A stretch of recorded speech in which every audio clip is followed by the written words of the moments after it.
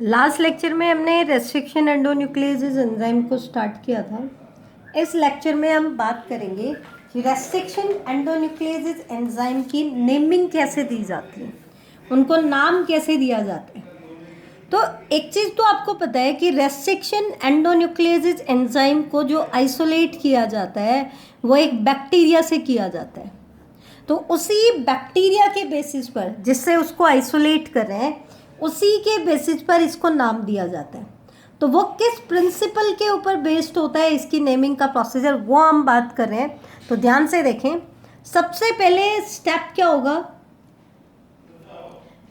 कोई भी जो रेस्ट्रिक्शन एंडोन्यूक्लियेज एंजाइम होता है उसमें सबसे पहले हम 3 लेटर्स की बात करते हैं, 3 अल्फ़ाबेट की बात करते हैं। तो उसका जो फर्स्ट लेटर होगा, पहला लेटर, पहला अल्फ़ाबेट जो हम उसमें यूज़ करेंगे वो उस बैक्टीरिया के जीनस के नाम को डिनोट करता है। किसको डिनोट करता है? वो उस बैक्टीरिया के जीनस के नाम को डिनोट करेगा। किसको डिनोट करेगा? जीनस। ध्यान रखना, first letter of the genus, वो उसके जीनस का फर्स्ट लेटर होगा।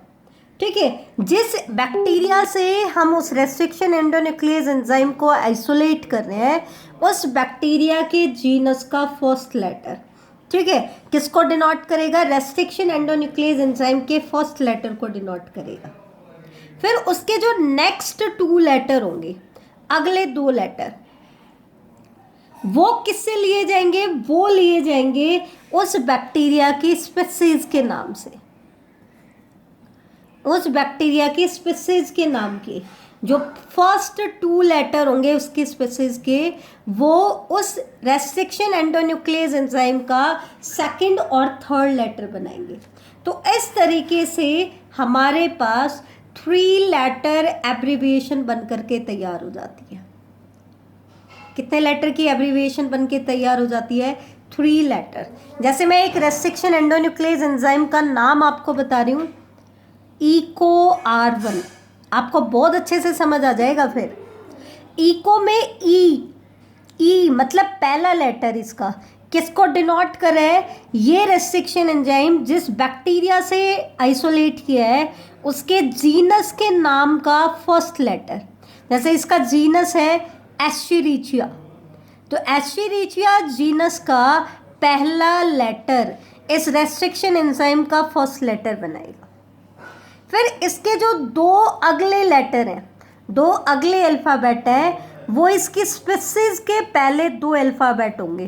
जैसे इसके स्पीसीज का नाम है कोलाई, तो इसके पहले 2 अल्फ़ाबेट रेस्ट्रिक्शन एंडोन्यूक्लियेज एंजाइम के नेक्स्ट 2 लेटर को बनाएंगे। तो इस तरीके से आपके पास 3 लेटर एब्रीविएशन बन करके तैयार हो जाती है और इसको लिखा जाता है इटैलिक्स में। किसमें लिखा जाता है? इटैलिक्स में। ठीक है, उसके बाद देखो, जैसे यहाँ पे आर आया है, एक और अल्फ़ाबेट है, 3 अल्फ़ाबेट के बाद अगर कोई और लेटर आता है तो वो किसको डिनोट करेगा? वो डिनोट करता है स्ट्रेन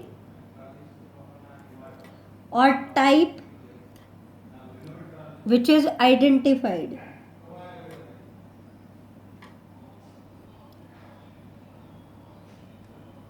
ठीक है, ये उस बैक्टीरिया के स्ट्रेन को डिनोट करता है, क्योंकि आपको पता है बैक्टीरिया में मेटाबॉलिक डाइवर्सिटी बहुत ज़्यादा होती है। तो मेटाबॉलिक डाइवर्सिटी की वजह से स्पीसीज से छोटी हम उनके अंदर स्ट्रेन्स बना देते हैं, तो ये उसके स्ट्रेन को डिनोट करता है। ठीक है, कई बार क्या होता है, एक ही स्ट्रेन से सेवरल रेस्ट्रिक्शन मॉडिफिकेशन सिस्टम हमें आइडेंटिफाइड होते हैं। सेवरल रेस्ट्रिक्शन एंडोन्यूक्लियेज एंजाइम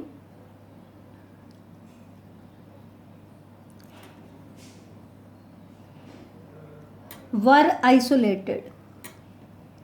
अब कई बार क्या होता है, बैक्टीरिया भी सेम है, मतलब जीनस भी सेम है, स्पीसीज भी सेम है, स्ट्रेन भी सेम है, लेकिन कई बार क्या होता है, एक ही बैक्टीरिया की एक ही स्ट्रेन से एक से ज़्यादा रेस्ट्रिक्शन मॉडिफिकेशन सिस्टम हमने आइडेंटिफाई किए, मतलब एक से ज़्यादा रेस्ट्रिक्शन एंडोन्यूक्लियेज एंजाइम हमें मिले।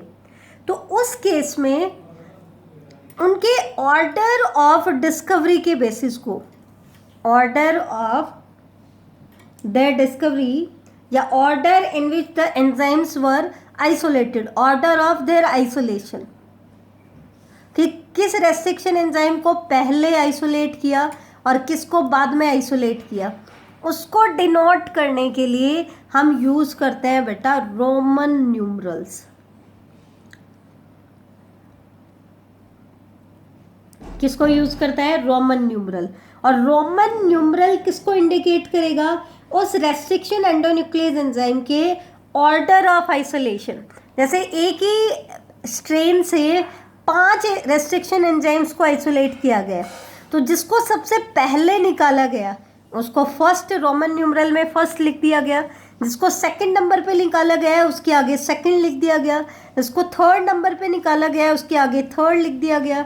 फोर्थ नंबर पे आइसोलेट किया गया उसके आगे फोर्थ लिख दिया, और फिफ्थ पे आइसोलेट किया तो उसके आगे फिफ्थ लिख दिया। तो ऑर्डर ऑफ देयर आइसोलेशन के बेस पर हम उनको क्या देते हैं? रोमन न्यूमरल्स प्रोवाइड करते हैं। क्या प्रोवाइड करते हैं बेटा? Roman numerals. ठीक है, तो ये चीज़ आप ध्यान रखना, ये चीज़ बड़ी इंपॉर्टेंट है। इसके कुछ एग्जाम्पल्स हम बात कर लेते हैं ताकि आपको अच्छे से समझ आ जाए कि क्या चीज़ किसको डिनोट करती है। तो जैसे कि मैंने आपको एग्जाम्पल दे दिया, नाम दे देती हूँ मैं आपको। जैसे कि मैंने कहा हाइंड थर्ड या हाइंड सेकंड लगा लो, ये रेस्ट्रिक्शन एंडोन्यूक्लियस एंजाइम के नाम है। तो आपको आइडेंटिफाई करना है कि इसमें H किसको डिनोट करता है, IN किसको डिनोट करता है, D किसको डिनोट करता है, और सेकंड किसको डिनोट करता है। इस तरीके से आपके पास क्वेश्चन आएगा। तो आपको क्या कहना है? H किसको डिनोट करेगा? H डिनोट करेगा first letter of the genus. कई बच्चे यहां तक ही छोड़ देते हैं, जीनस किसका ये तो बताते ही नहीं है। तो ध्यान रखना, it denote first letter of the genus of bacteria from which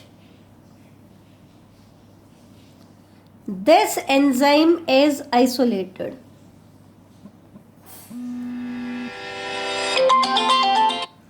This enzyme is isolated. ये क्या कह रहे हैं बेटा कि ये उस बैक्टीरिया के जीनस के फर्स्ट लेटर को डिनोट करेगा जिसमें से हमने रेस्ट्रिक्शन एंडोन्यूक्लियस एंजाइम को आइसोलेट किया है। ठीक है, अब आ जाए IN किसको डिनोट करता है? IN डिनोट करेगा first 2 letters of the species of bacteria. कौन सा बैक्टीरिया? सेम वही चीज है, from which this enzyme is isolated. ठीक है, ये उस बैक्टीरिया की स्पीसीज के पहले 2 लेटर से उठाया जाएगा।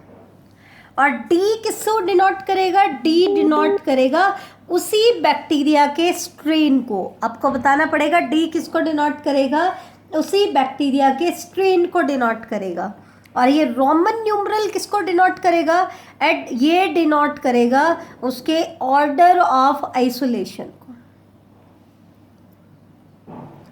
यहाँ पे मैं आपको बता दूं कि हाइंड 2 रेस्ट्रिक्शन एंडोन्यूक्लियस एंजाइम जो है इसको आइसोलेट किया गया था हीमोफिलस इन्फ्लुएंजाe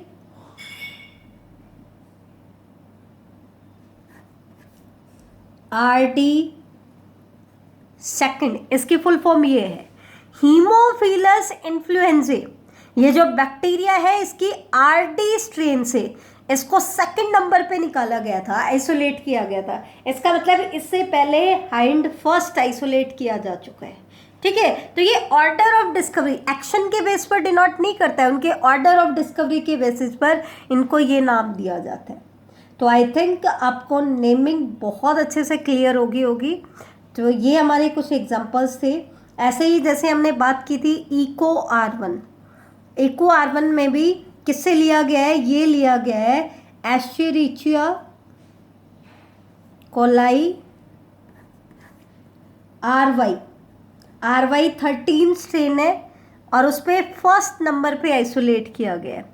तो RY13 उस बैक्टीरिया की स्ट्रेन का नाम है, कोलाई उसकी स्पीसीज है, एस्चेरिचिया उसके जीनस को डिनोट करता है। तो उसका जीनस का फर्स्ट लेटर तो बेटा इस एंजाइम का फर्स्ट लेटर बनाएगा, उसकी स्पीसीज के पहले 2 लेटर इसका सेकंड और थर्ड लेटर बनाएंगे, और उसका स्ट्रेन का जो लेटर है वो इसका क्या बनाएगा बेटा, इसका 4th अल्फ़ाबेट बनाएगा। वो हो भी सकता है और नहीं भी, ठीक है। और उसके बाद अगर रोमन न्यूमरल्स दिए हुए हैं, अगर एक ही बैक्टीरिया से एक से ज़्यादा रेस्ट्रिक्शन एंडोन्यूक्लियस एंजाइम को आइसोलेट किया गया है तो उसको ऑर्डर ऑफ आइसोलेशन को रिप्रेजेंट करने के लिए रोमन न्यूमरल्स को भी यूज़ किया जाता है। तो ये था आज का हमारा टॉपिक। इससे आगे हम नेक्स्ट क्लास में डिस्कस करेंगे।